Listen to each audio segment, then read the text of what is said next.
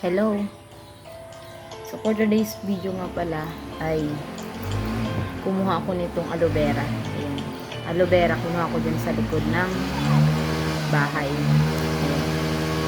Naputol na yung iba.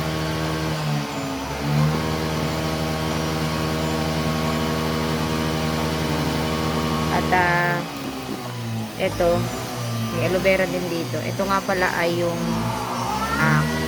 dalawang pirasong kalamansi. Ayan. Piniga ko at lalagyan ko ngayon ng aloe vera. At i-apply ko siya dito sa aking buhok para mabilis tumaba. Kasi ayon sa napanood ko rin naman sa tutorial ay ang aloe vera daw po ay nakakabilis humaba ng ating mga buhok. Ano po? Kaya susubukan ko dahil gusto ko rin namang humaba yung aking buhok. Ayan. Kasi pinaputulan ko gawa ng kulay. Ayan. Kaya ngayon umpisahan natin maghiwa ng aloe vera. Ang laki ng kutsilyo. Ayan. Ang laki ng aking kutsilyo po. Ayan. Pabalatan natin. Ito raw po kasi ay marami daw po itong benepisyong aloe vera na to. Pampahaba ng buhok at pampagaling po sa mga naglalagas na buhok. Ayan. Yung mga buhok po nating mga naglalagas. Ayan. Ito po yung ano dyan. Ihahalo ko siya dito sa kalamansi. Hindi nyo nga lang makita mamaya. Makita ko sa inyo. Lagkit. Marami naman po akong ano. May tanim naman ako sa likod. Kinuha ko lang yung malalaki na. Talagang sinadyang tinanim ko yung para dito sa aking buhok.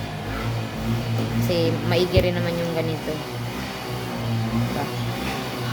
Kaya subukan na nga natin kung totoo. Actually, ngayon ko pa lang ito nagagawa yung may halong kalamansi. Dati kasi ginawa ko na rin ito yung aloe vera lang na pure. Pinahid ko sa aking buhok. So, susubukan ko itong kalamansi na may aloe vera. At saka, isa pa pong tips. Maganda daw po sa buhok yung pinagugasan daw po ng bigas. Pwede daw po yun. Yung mga pinagugasan po ng bigas ay pwede nyo pong iligo sa inyong mga buhok, sa inyong ulo. Para yun din po ay isa rin po sa nakakatulong upang mapahaba po ang ating mga buhok. Ano po? Buhok sa ulo. Wala na pong ibang buhok, kundi sa ulo lang. Ano po? Kaya susubukan natin po. Wala namang pong mawawala kung ang ating susubukan. Baka makalbo ako nito, charot. So, ayan. May kasama na nga pala tong balat. Kasi ihahalo ko na lang dito. Kasi gusto ko rin tumaba yung aking hair. Ayan, yung aking buhok na yun, unat na unat. Kasi pinaparlor ko yan. Pinaputulan ko ng buhok. Pinaalis ko yung dry na kulay. Kasi dry na talaga yung kulay ng buhok ko. Hindi ko na kasi napapahat oil. Walang pera, walang budget. Kaya ganun.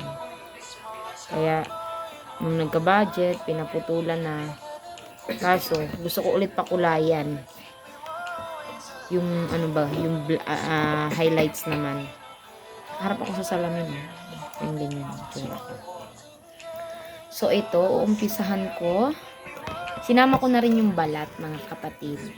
Kasi, para ihaplas ko. No, baby, huwag ka mangialam yan. Baka ini kutsilyo. Ihaplas natin dito. Ayan. Hindi naman po tayo maaano yan. Actually, kaliligo ko lang. Alagyan ko nga si mama mamaya. Ay, may uban na pala ako, mama. Oh, tingnan nyo. Kasi, pag may uban po ako, ginagawa ko, binubunot ko.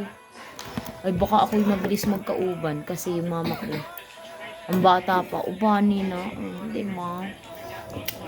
Siguro, mana-mana lang din. Tapos, kumulot yung buhok ko. Sorry. Sino po yung nakaka-experience ng ganito? So, ito na nga pala yung aking nagawa. Hinalo ko na siya dito. Ayun, pangit ang buhok ko. Ayun. Yan yung aloe Pangit ang vera. buhok niyan. Mm.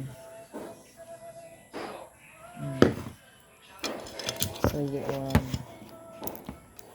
So, ilagay-lagay lang natin dito. Ayan. Lagyan lang natin. Para daw humaba yung ating... Nakakapal ang buhok yan. Oo, nakakakapal.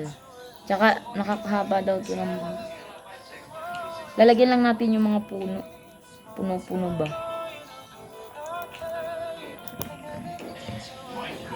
Bahala na yun kung kumapal yun. Pero si Charlie, nilagyan ko nito. Mag-aamoy kalamansi tuloy yung buhok ko. Ayan, pasensya na po, may nakahubad sa likod ha. Yan po ay ko. Wala palagyan ganyan. Ang mabuti tapos ang kabain. Ayan, ganyan. Ang haba na ng buhok. Tanggalin lang natin.